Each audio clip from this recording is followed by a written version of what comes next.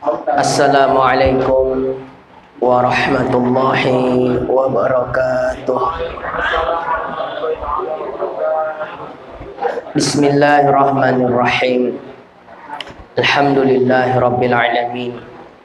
Allahumma salli wa sallim wa barik ala sayyidina Muhammadin wa ala alihi wa ashabihi ajma'in. Amma ba'du. Alhamdulillah, kita lanjutkan bahasan kita daripada kajian puasa membaca kitab Risalah Ramadan.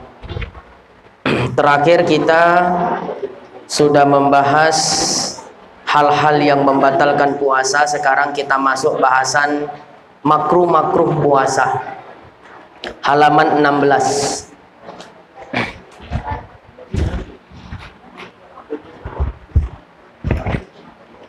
Makruh puasa. Pertama, mencicip akan makanan tanpa hajat dan tiada sampai pada rongga mulut. Mencicipi makanan bagi orang berpuasa apakah membatalkan puasa? Jawabannya tidak. Ya, puasanya tidak batal bila tidak sampai tertelan.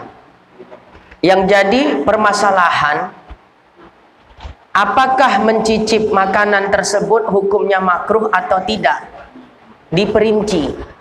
Kalau sekira ada hajat, maka tidak makruh. Ada hajat di situ, contohnya memang tukang masak. Ibu-ibu sore-sore masak, menyiapkan makanan untuk berbuka. Berarti ada hajat, memang tukang masak. Nah, jadi ibu-ibu ketika selesai masak sore itu mencicipi makanan yang dimasaknya, apakah cita rasanya sudah sesuai yang dengan diinginkan ataukah tidak, sehingga diciciplah makanan tadi. Selama tidak sampai tertelan tidak batal. Jadi begitu dicicip, ya langsung dibuang. Ya, kalau dicicip sodop, ditelan dia batal lah. Ya. Nah, pertanyaannya makruh enggak? Ya, pertanyaannya tidak makruh. Kenapa? Dia punya hajat. Karena dia tukang masak. Tapi kalau tiada hajat, mencicip makanan tadi hukumnya makruh. Contoh tiada hajat, awak pulang bokojo sore, nampaklah gulai lomak di atas meja. Kita ambil sendok, kita cicip. Oh, udah pas kata kita. Kan gitu kan? Tak ada hajat. Nah, itu hukumnya makruh. Paham ya? Kalau ada hajat tidak makruh. Itu poin yang pertama. Yang kedua, berbekam, baik yang berbekam atau yang membekam. Karena yang demikian itu mendoifkan badannya dan keluar darah sebab didonorkan akan ia. Termasuk makruh puasa bekam, baik yang membekam atau yang minta dibekam. Ya, yang membekam atau yang minta dibekam. Termasuk juga apa hukum donor darah bagi orang yang berpuasa? Apakah puasanya batal? Tidak, cuma makruh. Kenapa? Puasa menyebabkan tubuh kita lemah. Mengeluarkan darah kan menyebabkan tubuh kita lemah juga. Jadi berhimpun padanya dua kelemahan. Lemah karena sebab berpuasa, kedua lemah karena sebab donor darah atau berbekam. Makanya berbekam dan donor darah hukumnya adalah makruh bagi orang yang berpuasa. Tapi ada pendapat mengatakan kalau dia tidak sampai menyebabkan doif badannya, tidak sampai menyebabkan badannya lemah sebab berbekam dan juga donor darah, ada pendapat mengatakan tidak makruh. Kenapa? Kenapa makruh? Karena ilatnya kan karena sebab melemahkan badan. Jadi kalau donor darah atau berbekam, fisiknya tetap kuat, nggak melemahkan tubuhnya, maka pendapat ada mengatakan boleh dia berbekam, tidak makruh bagi dia. Jadi sifat hukumnya relatif dia, ya relatif bagi masing-masing individu. Kedua udah. Adapun keluar darah yang berpenyakit bawasir, ambeien. Ya, tahu penyakit ambeien kan? Maka tiadalah makruh keluar darah karena penyakit ambeien. Jadi maaf ketika BAB dari jalan belakangnya berdarah keluar. Kena penyakit ambeien bawasir. Bahkan dikatakan Imam Syafi'i wafat karena kena penyakit bawasir. atau ambeien yang sangat parah. Sampai kemana-mana Imam Syafi'i kalau ngajar ngaji, taklim, beliau bawa mangkok. Jadi setiap ya duduk ketika mengajar, mangkok tuh maaf diletaklah di bawah jalan belakangnya, supaya darah tuh tidak tercecer kemana-mana. Ya, masuknya ke dalam mangkok tuh darah ambeien Imam Syafi'i. Coba lihat pelajaran apa yang bisa kita peroleh. Di tengah sakit yang sudah seperti itu pun tidak menyurutkan semangat Imam Syafi'i untuk terus mengajarkan ilmu atau menuntut ilmu. Nah, kita nih ya baru hujan sikit dah malas mengaji, ya kan, dan lain-lain sebagainya. Tapi gayanya aja kalau bicara melebih-lebihkan kayak Imam Syafi'i. Oh, bid'ah itu, ya. Semua bid'ah itu sesat. Imam Syafi'i bagi bid'ah dua, dia pula dibilang semua bid'ah sesat. Ya, ngajinya baru 3 hari aja pun udah bidah-bidahkan orang. Nah, itu dia. Jadi penyakit bawasir, ambeien, keluar darah dari jalan belakang itu tidak makruh, namanya penyakit pula. Bahkan dikatakan tiada membatalkan puasanya dan dimaafkan dengan memasukkan dia atau termasuk ia dengan sendirinya karena sangat hajatnya kepada memasukkan dia. Kan gini, kalau kita buang air besar, BAB, maaf, BAB-nya itu keras, sehingga BAB yang udah keluar tuh masuk balik dia. Pendapat yang paling kuat puasanya batal. Ya, pendapat yang paling kuat. Ya, di dalam madhab Syafi'i disebut dengan qaulul ashah. Adapun muqabilnya qaul ashah yaitu qaulus sahih. Qaul sahih dianggap pendapat yang dhaif, lemah, tapi masih boleh diamalkan dia. Yaitu rumusan di dalam madhab kita. Pendapat yang kedua nggak batal karena sulit menghindarinya. Nah, jadi ketika kita BAB, kalau kita mau ikut pendapat yang pertama tadi harus kita jagakan betul-betul. Jangan sampai masuk balik dia. Ya, kan gitu. Nah, jadi kalau keras dia diputuskan sendirilah. Ya, dipatahkan dia supaya tak masuk balik dia ke dalam. Nah, terkait konteks ambeien tadi, orang yang kena sakit ambeien parah itu mengeluarkan semisal daging dia, macam daging gitu keluar. Nah, jadi kan kalau seandainya daging keluar tadi kita masukkan ke dalam balik, kan berarti memasukkan sesuatu ke dalam rongga yang terbuka, kan gitu kan. Apakah puasanya batal? Khusus bagi orang yang kena bawasir tadi itu dimaafkan, tidak batal puasanya. Ya, walaupun tangannya ikut, ya, karena berhajat hajatnya bersangatan gitu. Sangat-sangat betul berhajat. Kalau nggak begitu, maka darah keluar terus, kan gitu kan. Nah, yang udah pernah sakit itu tahulah dia, jadi nggak apa-apa. Yang ketiga, keluarkan ia akan air dari mulut sudah berbuka karena akan menghilangkan berkah puasa. Ini jarang dibahas nih. Ketika kita berbuka puasa, minumlah kita. Pada tegukan yang pertama itu jangan langsung ditelan air minum tadi. Ya, tapi air minum tadi dikumur-kumurkan ke mulut. Ini kan gelas tegukan pertama, kumurkan baru ditelan dia. Kenapa? Mengambil keberkahan dari bau mulut orang yang berpuasa. Kalau kita, mana ingat kita lagi tuh. Begitu buka, tuk. Ya, jangankan buat itu, baca doa Allahumma lakasumtu pun tak teringat dia lagi. Tak ada itu, haus kali ini dah katanya ya. Jadi itu termasuk makruh. Ya, menelan air minum pada tegukan yang pertama tanpa mengkumurkannya terlebih dahulu ya kepada rongga-rongga mulut itu hukumnya makruh. Jadi sunnahnya ya sebaliknya. Begitu buka puasa kita minum pada tegukan yang pertama kali masuk ke mulut, jangan langsung ditelan tapi dikumurkan dulu ke rongga mulut. Seperti itu baru ditelan. Ya, kenapa? Mengambil berkah dari bau mulut orang yang berpuasa. Itu kan jarang disampaikan yang hal yang semisal itu ya. Yang keempat, bersugi. Gosok gigi atau bersiwak sudah zawal. Gosok gigi atau bersiwak bagi orang yang berpuasa apabila telah zawal, telah masuk waktu zuhur, maka hukumnya makruh. Ya, misalnya ada orang gosok gigi jam 2 siang. Udah lewat belum masuk zuhur itu? Udah lewat zuhur.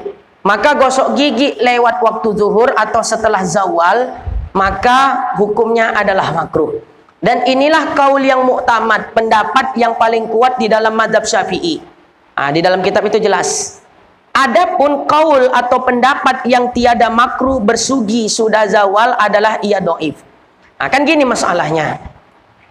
Apa hukum gosok gigi bagi orang puasa? Pendapat jumhur Syafi'iyah, mayoritas ulama-ulama yang bermadhab Syafi'i, gosok gigi bagi orang berpuasa hukumnya boleh. Hanya saja kalau sudah zawal tak boleh lagi. Berarti kebolehan gosok gigi atau bersiwak bagi orang puasa batasnya sampai mana? Sampai zawal ya. Artinya setelah zawal makruh.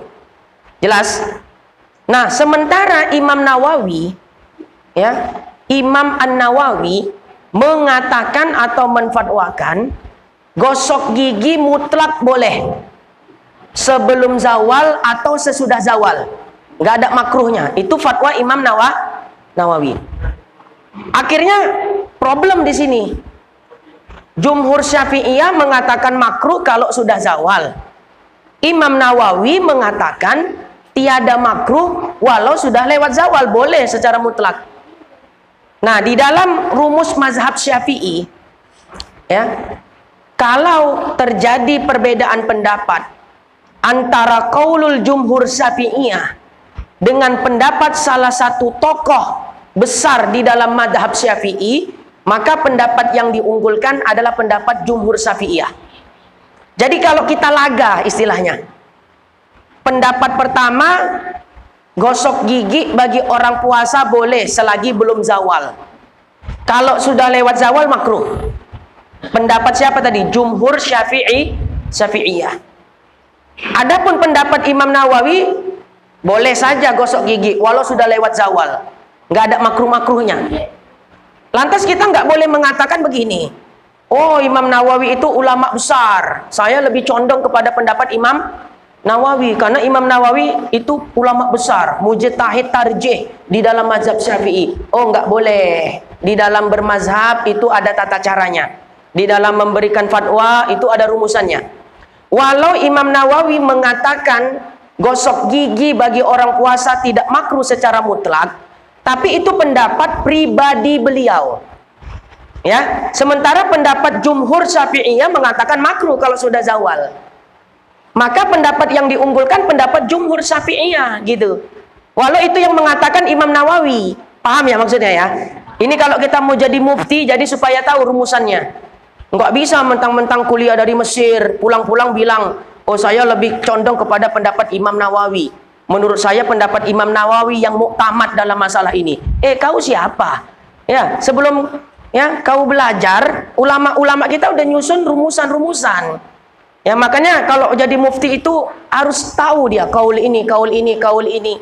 Metodologi di dalam istimbat di dalam mazhab Syafi'i, rumus-rumus fikih mazhab Syafi'i dia juga harus tahu. Makanya nggak semua pendapat itu bisa diambil daripada pendapatnya ulama. Jadi kesimpulannya gini, dari dua pendapat tadi mana pendapat yang muktamad? Pendapat yang muktamad, pendapat yang mengatakan gosok gigi bagi orang berpuasa apabila telah zawal makruh. Karena ini pendapat mayoritas Syafi'iyah.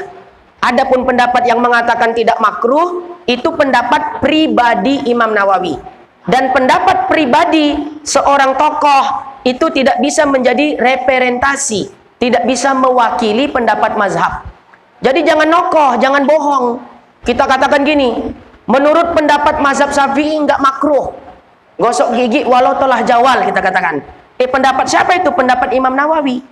Berarti dia menganggap pendapat Imam Nawawi bisa menjadi pendapat mazhab kan gitu. Di dalam mazhab Syafi'i enggak makruh, enggak bisa ya. Hati-hati, hati-hati. Ya, hati-hati. Kesimpulannya yang muktamad makruh. Ya, apa tadi gosok gigi bagi orang berpuasa apabila telah zawal. Ya, paham ya kira-kira ya? Ini rumusan di dalam bermazhab. Ya, jadi dalam mazhab kita, mazhab Syafi'i itu ada rumusan-rumusan, nggak bisa dilanggar. Semisal contoh, hukum sholat berjamaah. Menurut Imam Rafi'i, sholat berjamaah hukumnya sunnah muakkad. Adapun menurut Imam Nawawi, bahwasanya hukum sholat berjamaah bagi laki-laki fardu kifayah. Ya, mana pendapat yang dianggap muktamad? Secara rumus fikih, kalau terjadi khilafiyah, perbedaan pendapat di antara mujtahid tarjih Imam Rafi'i dengan Imam Nawawi, maka pendapat yang diunggulkan adalah pendapat Imam Nawawi daripada pendapatnya Imam Rafi'i. Makanya kalau ditanya hukum sholat berjamaah bagi laki-laki di kitab-kitab fikih pasti fardu kifayah. Ya kan kayak gitu. Kenapa? Karena itu yang muktamadnya menurut mazhab Syafi'i, yang afsahnya. Nggak bisa kita pulang-pulang dari Mesir. Menurut pendapat saya, pendapat yang paling kuat pendapat Imam Rafi'i. Bilang aja karena kau malas sholat jamaah di masjid, kau pilihlah itu pendapat yang paling kuat. Sholat berjamaah di masjid adalah sunnah muakkad, bukan fardu kifayah. Nggak boleh. Ya, nggak boleh. Jadi jangan melanggar aturan di dalam bermazhab. Makanya belajar fikih juga harus yang detail kalau bisa, ya, supaya kita mengerti cara menyelesaikan kasus-kasus masalah di dalam masyarakat. Baik, jadi gosok gigi tadi udah jelas. Yang kelima, berkumur ia tanpa hajat. Orang puasa kumur-kumur dia, nggak ada hajat, itu makruh. Apabila berkumur ia karena berwudu, maka sunnah baginya berbuat yang demikian itu dengan tiada mubalaghah. Jika tertelan air sebab berkumur karena wudhu, maka jika tiada mubalaghah, tiada batal puasa dengan dia. Dan jika ada dengan dia mubalaghah lagi ingat ia akan puasa, maka batal puasanya. Gini, kebanyakan orang kadang ya, dalam kondisi puasa, ketika dia berwudhu di siang hari, ketika hendak sholat zuhur maupun asar, dia lagi puasa nih. Kemudian dia berwudhu, dia nggak kumur-kumur. Habis basuh tangan sampai pergelangan tangan langsung basuh wajah. Kita tanya, Wak tadi berwudu? Iya, kata dia. Kenapa Wak tidak kumur-kumur? Iya, aku lagi berpuasa, katanya. Lalu kenapa rupanya Wak kalau lagi berpuasa? Iya, nanti aku takut batal puasaku. Itu keliru. Jadi, walau dalam kondisi berpuasa sekalipun, ketika kita berwudu dianjurkan, disunahkan untuk tetap berkumur-kumur. Jelas ya, jangan tinggalkan itu. Kita mau sholat zuhur, mau sholat asar, kita dalam kondisi berpuasa, kita berwudu siang-siang Ramadan. Jangan tinggalkan kumur-kumur dan istinsyak. Cuma yang perlu diperhatikan itulah, jangan mubalaghah. Ya, mubalaghah itu menurut ulama dua dia. Pertama, melebihi basuhan dari 3 kali. Misalnya dia kumur-kumur sampai 4 kali, berarti kumur-kumur keempat dihitung mubalaghah. Ya. Kedua, masuk standar mubalaghah bila mana ketika kumur-kumur dia menggerak-gerakkan air ke mulutnya. Gitu. Ya, itu namanya mubalaghah. Artinya, ketika berwudu dalam kondisi berpuasa tetap kumur-kumur. Jelas ya? Cuma jangan mubalaghah. Jadi gimana kumur-kumurnya Ustadz? Sebatas masukkan air ke mulut aja. Begitu. Paham ya? Jangan. Nah, itulah mubalaghah tadi. Makruh hukumnya. Kalau sekiranya dia mubalaghah, tertelan airnya walau sedikit, puasanya batal. Tapi kalau kumur-kumur dia tidak mubalaghah, masuk air, ya, kemudian ada yang ketelan sedikit, tapi tidak mubalaghah itu kan, batalkah puasanya? Tidak batal. Nah itu dampaknya, itu dia antara mubalaghah dengan tiada mubalaghah. Jadi kumur-kumur tanpa sebab ya di bulan Ramadan itu hukumnya makruh. 6. Banyak tidur dan sangat kenyang. Karena hikmah puasa adalah melatih rasa sabar dan lapar. Rumusnya gini, udah orang awam. Waktu sahur banyak kau minum, ya. Kenapa harus minum banyak, Wak?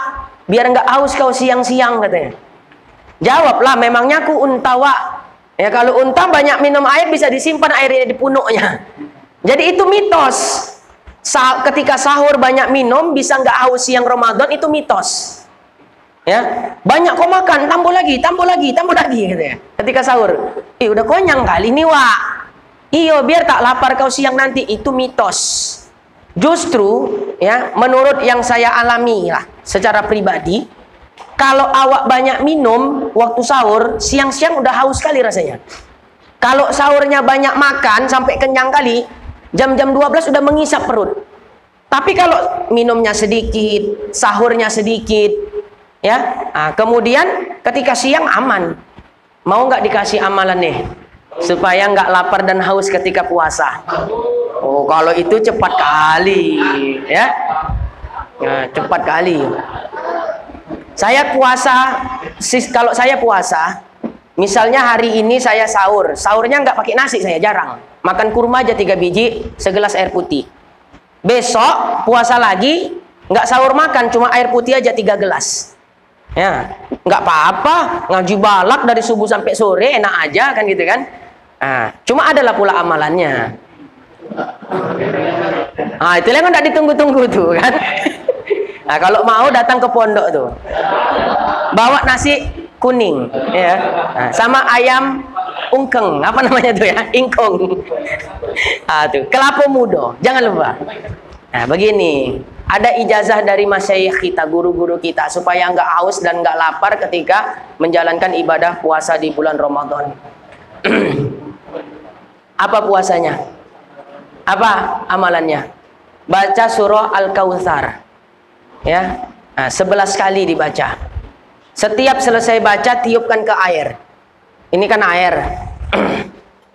Ya, baca surah Al-Kautsar sampai selesai. Selesai sekali, tiup. Baca lagi yang kedua, selesai, tiup. Sampai 11 kali. Setelah itu ditium, diminum. Kalau bisa 1 nafas, 1 gelas tadi.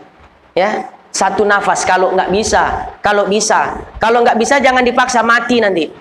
Ya, nah, bagi yang mampu 1 gelas diminum dengan 1 nafas itu lebih baik. Tapi bagi yang nggak bisa, ya berapa nafas dia dapat dalam 1 gelas tadi. Insya Allah dengan mengamalkan itu di dalam menjalankan ibadah puasa akan jauh dari rasa lapar dan rasa haus. Kalau nggak percaya, dites ketika sholat sunnah. Ya, saya ijazah ketika puasa sunnah. Saya ijazahkan itu amalan itu dari guru saya, ya, sebagaimana guru saya mengijazahkannya kepada saya ijazahkan kepada jamaah semua. Qabilnal ijazah. Coba nanti. Rupanya dicoba dia. Ya, nggak sahur aku nih Ustaz, cuma makan kurma 3 biji.